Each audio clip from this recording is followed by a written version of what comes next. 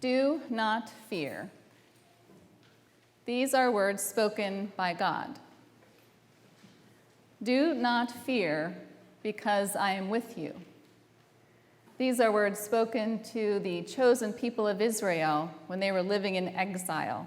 They had been there for years, far, far from their home, and they were anxious and angry. They were frustrated and fearful. They felt as if God had abandoned them. Do not fear, because I am with you. Do not be afraid. These are words spoken by God through the prophet Isaiah, saying to the Israelites, now is the time. You can return to Jerusalem. It is safe now. You can go and rebuild your homes and your temple and rebuild your lives.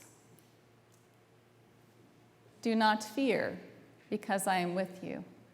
Do not be afraid, for I am your God. These are words to which the Israelites likely responded like this: right, sure. How can we trust you after all this time of leaving us in exile? How can we trust your word now? We are afraid. Fear is a powerful force. It has the power to divide and destruct and destroy a community. This week, my son Christian had to write an essay on his summer reading book, Lord of the Flies. How many of you remember reading Lord of the Flies? Long time ago. It is a dark book.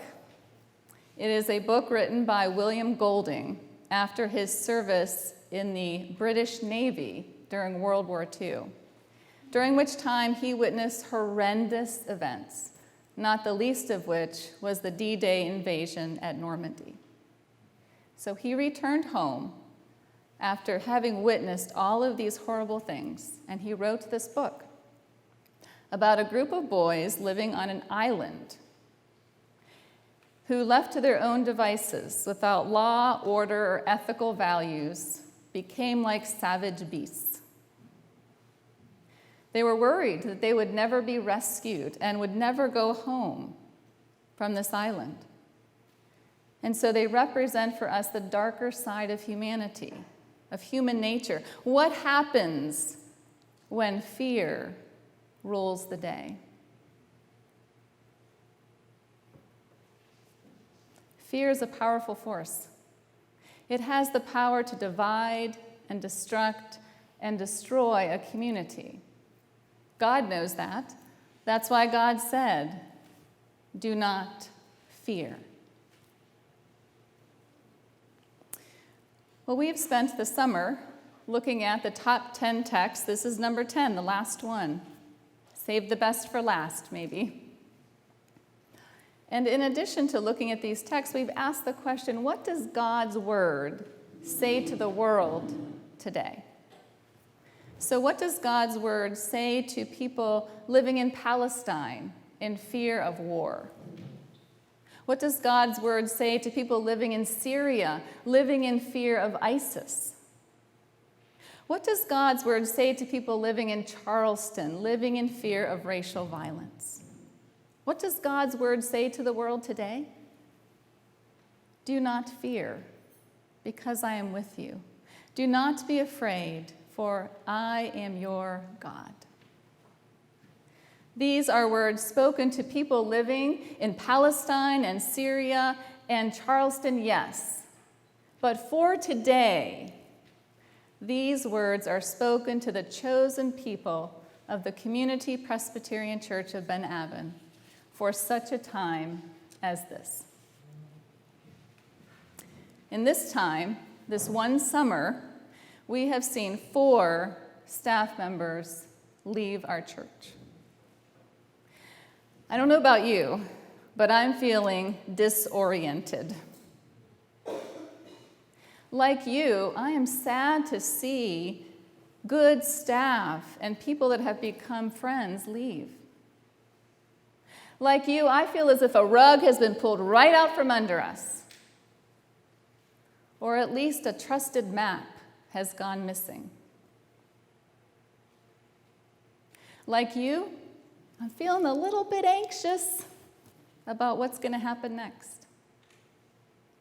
Like you, if I'm honest, I am fearful.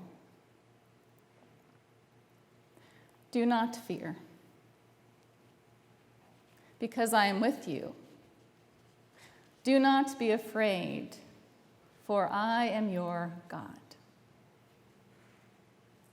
These are words to which we, like the Israelites, might understandably respond, right.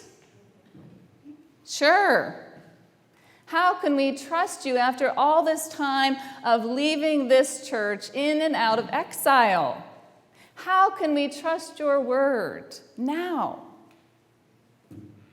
We are afraid. Fear is a powerful force. Fear has the power to divide and destruct and destroy a community. But it also has the power to unite a community when fear is transformed into faith. This past week, the church book club met to discuss the book Boys in the Boat by Daniel James Brown.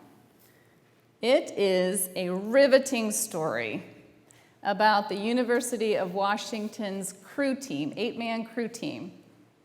Sons of farmers and shipyard workers and loggers, all poor, working many, many jobs trying to put themselves through college.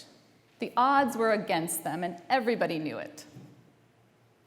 Everybody knew they had little chance to beat the elite teams of the East Coast and Great Britain, and yet they did.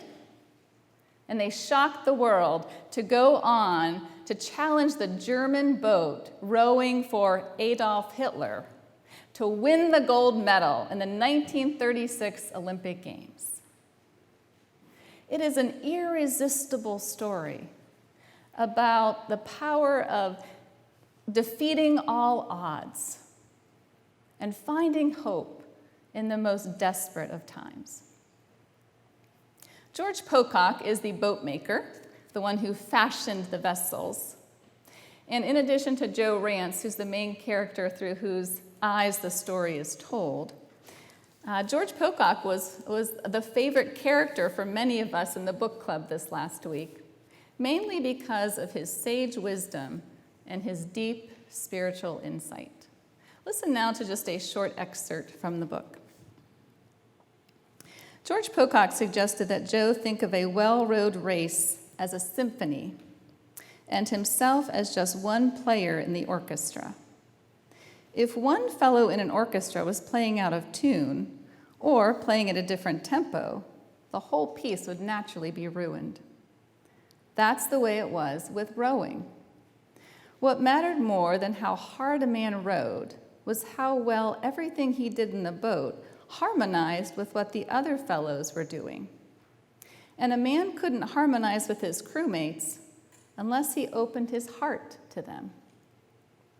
He had to care about his crew. It wasn't just the rowing, but his crewmates that he had to give himself up to, even if it meant getting his feelings hurt. Pocock paused and looked up at Joe. If you don't like some fellow in the boat, Joe, you have to learn to like him. It has to matter to you whether he wins the race, not just whether you do. He told Joe to be careful not to miss his chance. He reminded him that he'd already learned to row past pain, past exhaustion, past the voice that told him it couldn't be done. That meant he had an opportunity to do things most men would never have a chance to do. And he concluded with a remark that Joe would never forget. Joe, when you really start trusting those other boys, you will feel a power at work within you that is far beyond anything you've ever imagined. Sometimes you will feel as if you have rowed right off the planet and are rowing among the stars.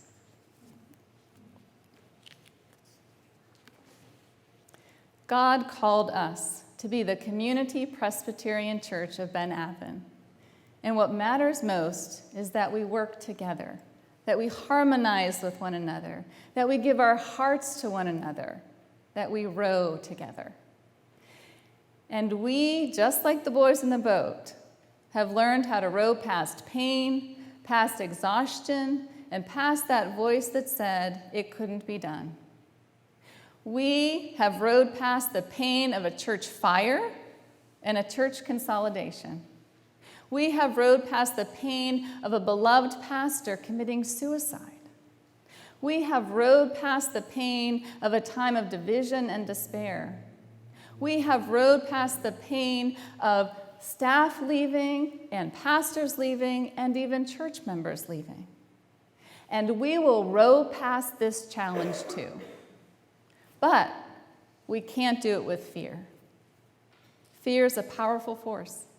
It has the power to divide and destruct and destroy a community.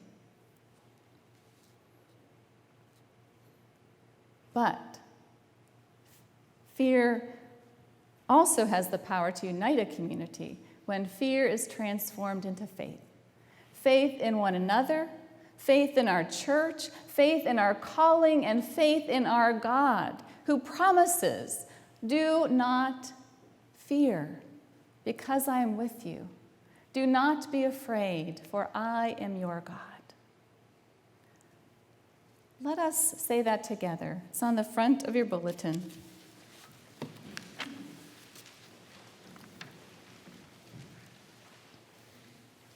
Do not fear, because I am with you.